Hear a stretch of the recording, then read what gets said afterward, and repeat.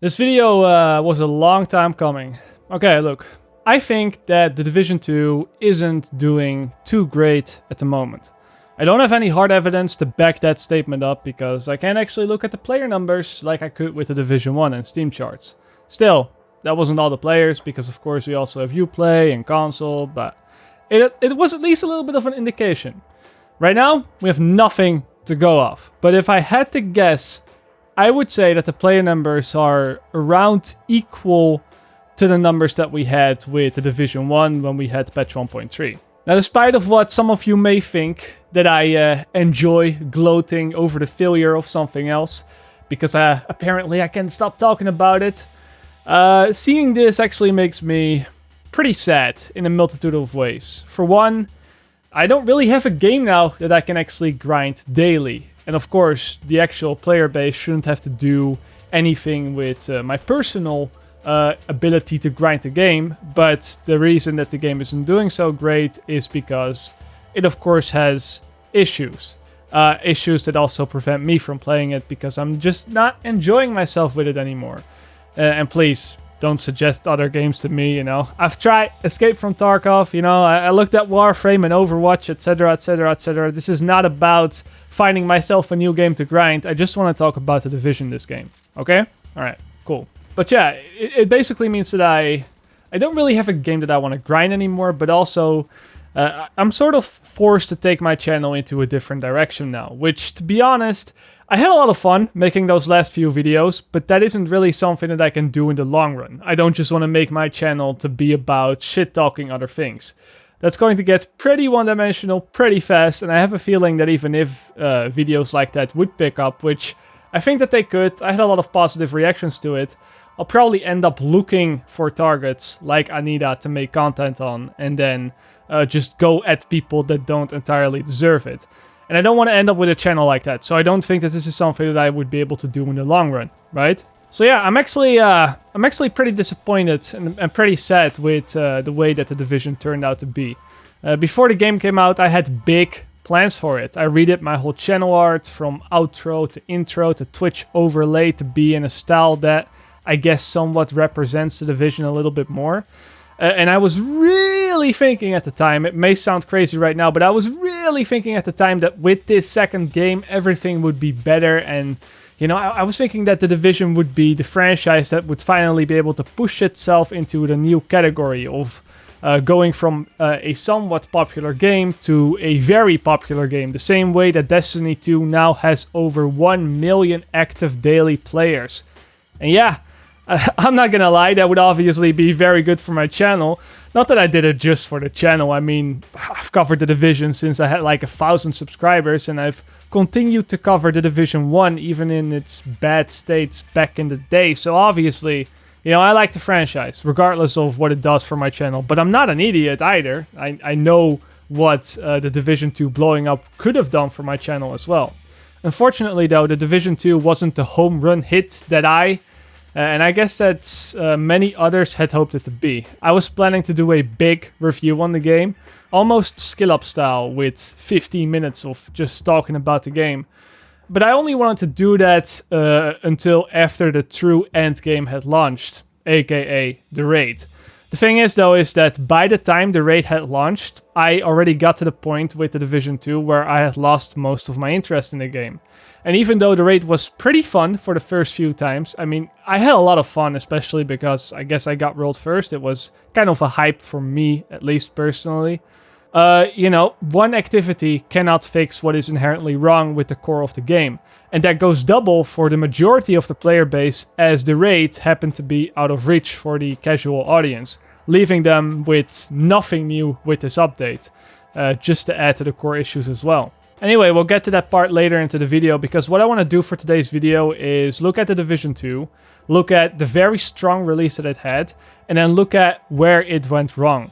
From the closed beta, to the open beta, to launch, to the latest patch, sort of like a case study, and look at the most glaring issues that the game has, and look at the recent disconnect between the developers and the players. Because yes, even though the developers are actively listening to player feedback, I'm not saying that they're not, and they're doing everything that they can to make this game better. They're not doing anything with ill intent, but I just cannot help but feel that there has been a certain disconnect between the players and the developers lately. And to be honest, I kind of feel that there's like a crazy lunatic behind the steering wheel of this game, and only God knows where it's going to end up. And that sounds very harsh, and I don't want it to sound dramatic, but it's just the way that I've felt with this game for a while now. And I want to explain with some concrete examples during this video why I'm feeling like that. So yeah, that's what this video is. Just sort of like a case study, sort of like just talking about where we're going with this game. So yeah, I think the best place to start off is the first time that we saw The Division 2 at E3. It's not too relevant, so I'll skip over this very fast. You know, we first saw the game with this trailer, I guess, and then some gameplay shown off besides it. And at the start, it looked all very promising for the most part. I made this video where I talked about the 8 ways how the developers have learned from their mistakes, which was really something that I believed back then. And I still stand by most of the points made in those videos. You know, something that we have to keep in mind is that despite that The Division 2 isn't doing too great right now, it has made a lot of improvements over the first game. We cannot just take that away. Back then I was kind of concerned with the possible lack of build diversity due to the abundance of main stats, which sort of ended up being true. But other than that, the game was looking pretty good. Then after E3 we had Gamescom, but nothing new was shown there. And then there was a whole lot of months of just silence until, I guess I, among others, eventually got invited over to Massive to play the game for the first time, which was pretty cool. You know, I got to meet up with a lot of devs. I ate up a whole buffet over at Massive because it was filled with salmon, which is pretty good. I met up with some internet friends that also happen to live in Malmo, and of course I also played The Division 2. Now, because I played the game on console there, and because at the time of playing, I was of course still very bad at the game because it was the first time that I played it, I couldn't really get a good feel of how the game really felt. So instead of just trying to figure out if this game is like actually fun to play, I focused on collecting just information. You know, how does the game work? How does the gear work? How does the Dark Zone work? How do the skills work? How do the medkits work? And I sort of put that together in a couple of videos on my channel back then. But even then, I kind of noticed that some things seemed kind of off with the game. I made a video titled My Thoughts and Impressions After Playing, where I had 4 bullet points that I really wanted to talk about, which was gunplay, movement, skills, and graphics. Game looked good. I said that the gunplay feels very solid, but the movement and the skills felt very clunky to use to me back when I played it at Massive. I also talked about how head glitching was still a thing and how I would still get stuck on objects with my character and how it was quite buggy as well, but I shaved all of those things off as being an early version of the game, which was very fair because it was December and the game came out in March, so that was still a full 3 months to polish stuff up. They'll fix it, is what I said in that video. I was fairly forgiving, optimistic about the release of this game because despite some of those issues, it was looking pretty good, okay? The game was looking pretty good. But it didn't take too long for that dream to kind of shatter for me because once the closed beta dropped and I really got to play it on PC with a keyboard and mouse, which I'm used to, that's where I kind of realized that these issues, on top of plenty of other things, weren't really going to get fixed before launch. I mean, don't get me wrong, some of them did, but most of them didn't. Playing around with gear for the first time, I still felt that build diversity was severely lacking.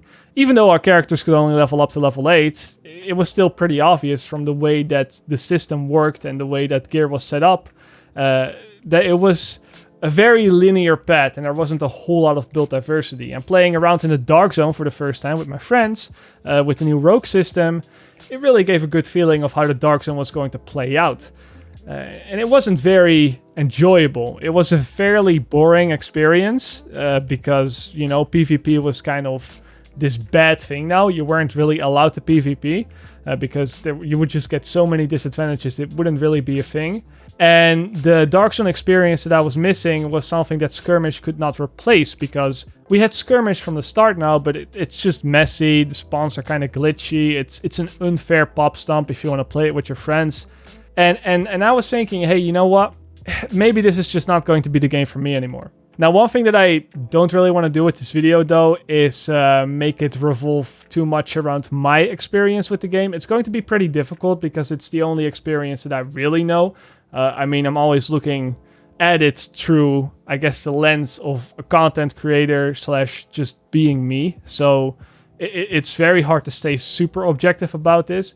But I will point out that at this point in time, my disappointment with the game wasn't shared with many of the others. In fact, a lot of other players were actually very happy with the game. Thought it was a very good game, a big improvement over the Division 1 in almost every way. And I did actually receive a whole lot of backlash for talking about the game in such a negative way. So I do want to point out that although I was pretty frustrated with the game at this point in time, the majority of the player base was actually very happy with where the game was heading. They were saying build diversity wouldn't be an issue because we're only level 8 in the beta, so once we get to level 30, there will be more build diversity, and PvP will also be better at the end game because we'll have more gear, yada yada yada. Just, some of you might remember the subreddit called me burned out and depressed for being so negative. So yeah, overall, the player base and the players was very happy with the initial reveal of the Division 2. And I was a little bit confused by the whole situation, but I have to admit, at the end of the day, I didn't mind it either. I was pretty happy with it, because if everybody liked the game so much, then that would also mean that the game was going to be very popular. And again, that would be very good for me as a content creator on the game. I'm not stupid, I know exactly how that's gonna work out for me. So even though I was feeling the burnout a bit, I guess, as long as the majority of the players enjoyed it, I guess I was fine with it. The game would be more popular, my channel would grow more, and I could live with the fact that, maybe it wasn't the end-all be-all of video games. Maybe I was too harsh, maybe I was too harsh. That is entirely possible. And then the Division 2 came out, and to my surprise, again, it was met with an overwhelming amount of positivity from almost all review outlets. GameSpot gave it a 9 out of 10. I mean, that's crazy. And SkillUp said it was the new benchmark for the genre, gloating over how good the game is for 52 minutes of time. So I was a bit confused, right? Like, apparently I was among the very few people who wasn't very happy with the game. But I guess I was also happy because, that meant that the game was going to be more popular again. The game seemed to have a stronger main campaign. I could admit to that. The side missions were more enjoyable this time. They were less copy and paste. It was a better game than a Division 1 was, at least for the campaign. So I had something I could agree on. But once I reached Endgame, and once I got to play around with the same things that I got to play around with in the beta and in my playtesting over at Massive, I mean, the game very rapidly went back to the same old, it's still the same game with still the same issues. And even doing as much as suggesting that some things aren't fun, such as the one-shot sniper in PvP, resulted in a Reddit post with 10,000 upvotes pointing out how YouTubers are already crying about the game and that the developers should just ignore them. And it seemed as if everybody was having lots of fun with this game except me. And I don't know. And I think I'm pretty stubborn. I don't really change my mind that often. But I think that it was after this that I really started to question myself. Maybe they're right and maybe I am just done with the Division 2.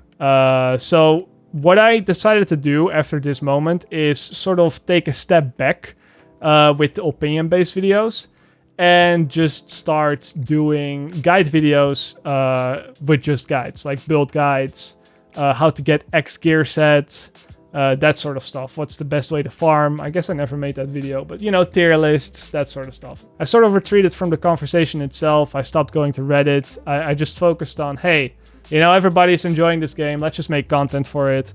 Let's just make money. Honestly, that was just what was on my mind, because I was like, I'm the biggest content creator on this game now. I might as well cash in on it, even if I'm personally not enjoying it that much. But after that, there seemed to be sort of a shift in the positivity for the community.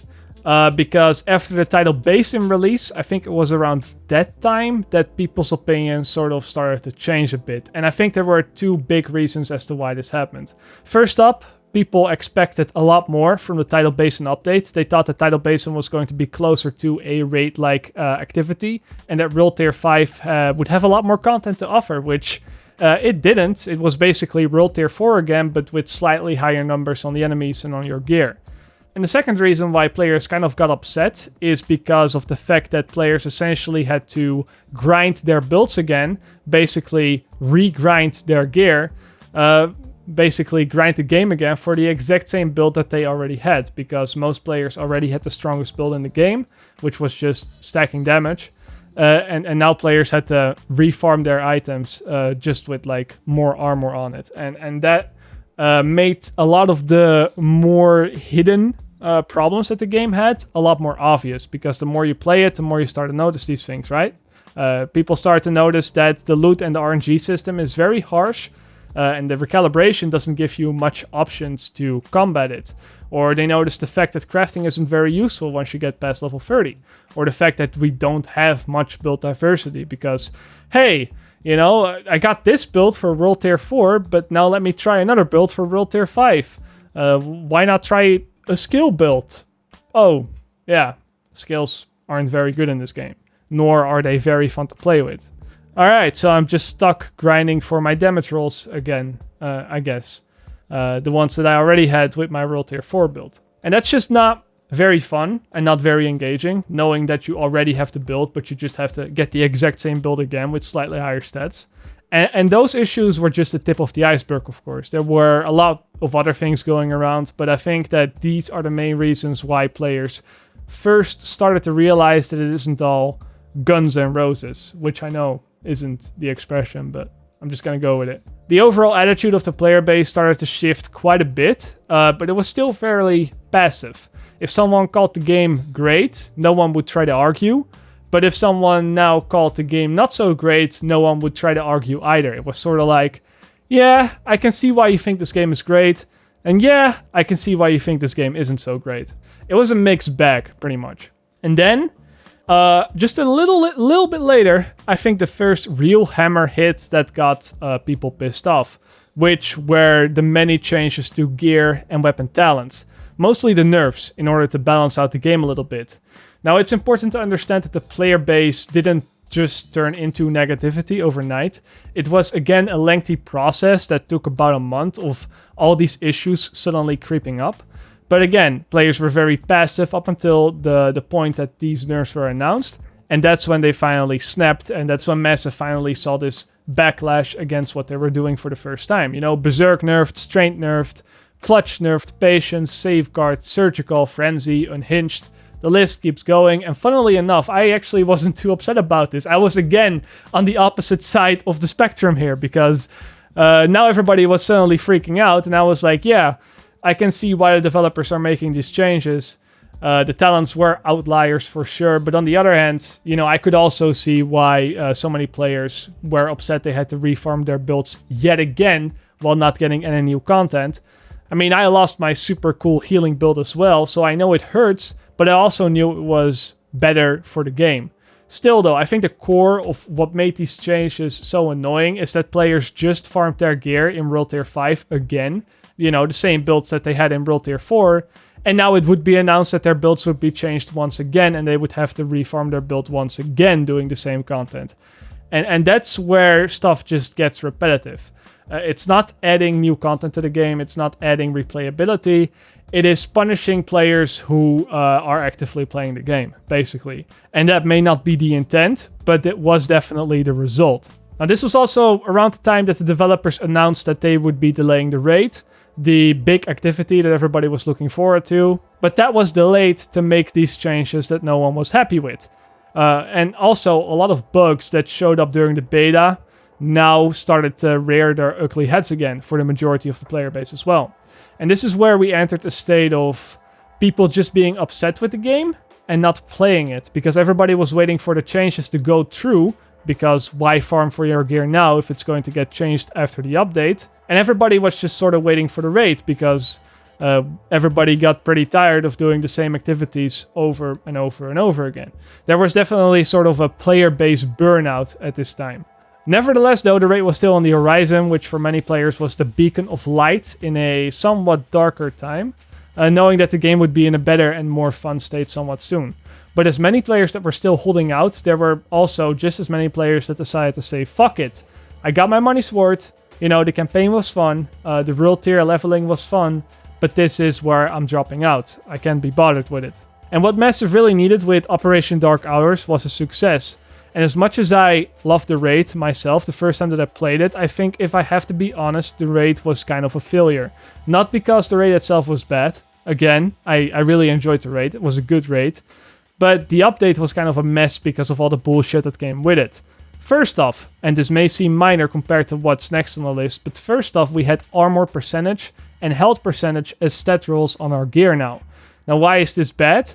Well, because this was done on the same patch that kind of released the raid to the players. We didn't get the raid on the exact same day, but it meant that if you wanted to be min-maxed for the raid, players now had to, yet again, refarm for their build, because these health percentage and armor percentage rolls, they're pretty major. If you get 20% armor or 20% health or even 25% health on a chest piece or a backpack, that could be big. That's pretty strong. So players started to reform their builds yet again, while not actually getting any new content for it. And then, when the raid dropped, it came with many issues. First of all, the raid was a little bit buggy. Sound bugs, some people got stuck in the first part of the raid because the doors wouldn't open. And also, the raid didn't have matchmaking, which now meant that 95% of the player base could not play on launch, because getting 8 players together in one and the same party is just not that easy for the general player base, especially not on console where Discord isn't always as easy to use, right? This meant that the beacon of light that for many gave players a reason to log on again now basically disappeared. It turned off. And then for the players that did manage to get a squad of 8 players together on console, well, you were in for a ride, because right from the get-go it was very obvious that this activity wasn't tuned right for consoles at all. And yes, I'm beating a dead horse at this point, and yes, I have been a dick about it on Twitter as well, poking a lot of fun at the console players, but there is no doubt in my mind that the developers did not complete this activity on console. I am 100% convinced. In fact, the first thing that we as a raid group kind of said when we completed the raid, think about doing this on console, and everybody's like, yeah, hell no. Hell no, that's just never gonna work. That's the first thing that came to mind after we beat the raid. The very first thing.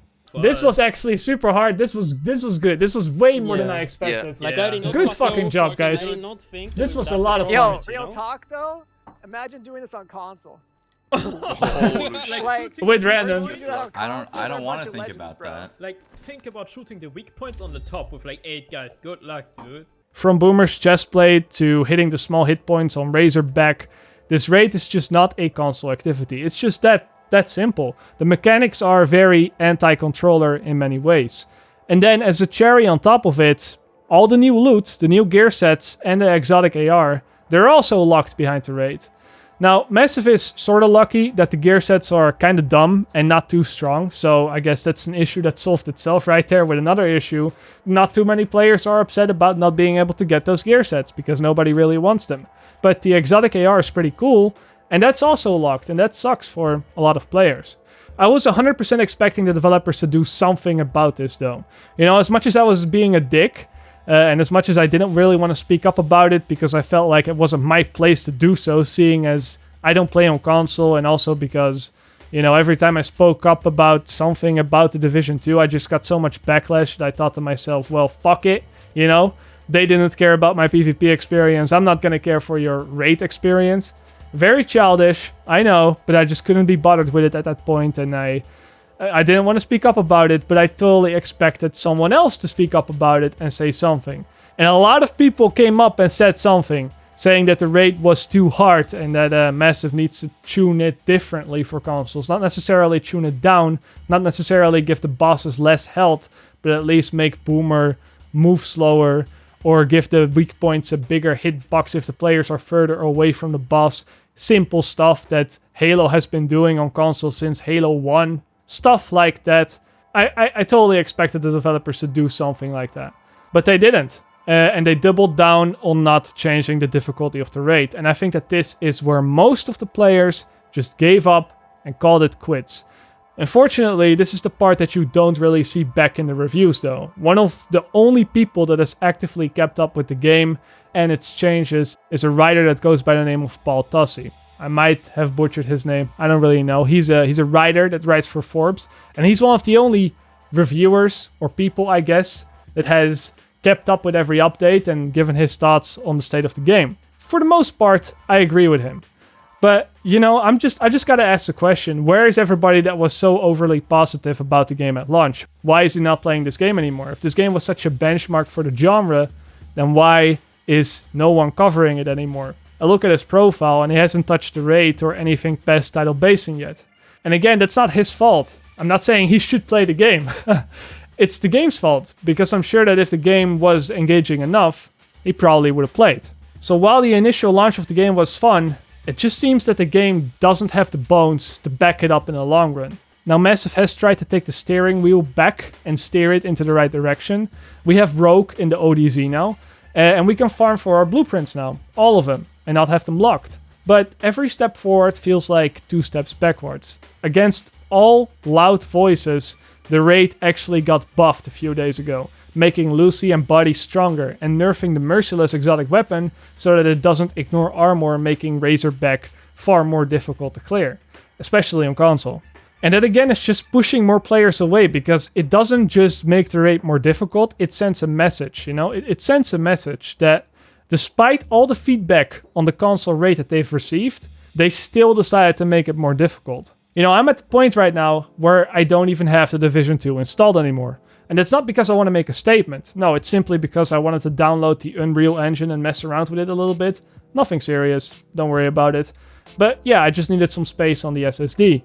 And I hadn't touched the Division in probably a month since then, so I decided to delete the Division 2. It was the first thing on my list to delete off of my SSD. Now there is a new patch on the horizon though. The next update will drop in July. And this is going to come with some new stuff, some new missions, new map expansion, probably a gear score increase with some new gear sets.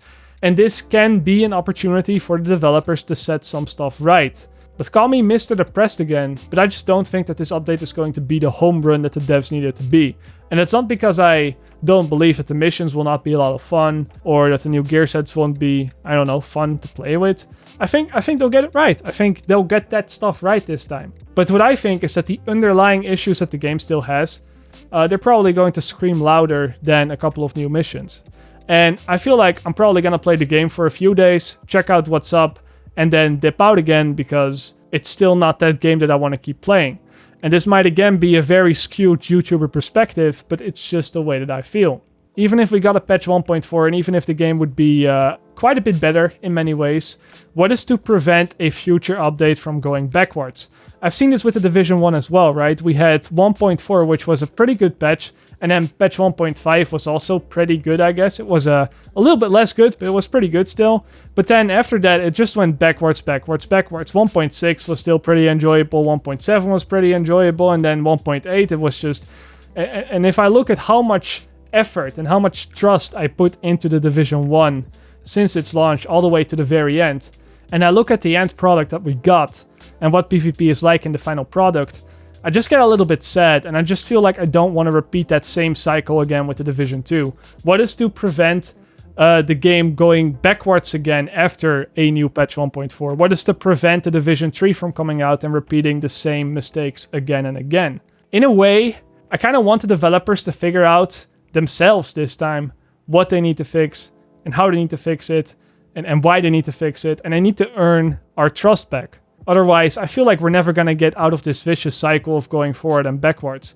And again, that's not to say that the developers haven't improved on many things going from the first game to the second game, but it's just if the developers don't understand why checkpoint turrets and why the current state of PvP and all that stuff just isn't fun, if they don't understand that those things aren't fun without us telling them, then I don't see us moving forward from here on out. Because if you don't fully understand the reasoning why something isn't fun yourself, it's not possible to come up with good solutions for the problem.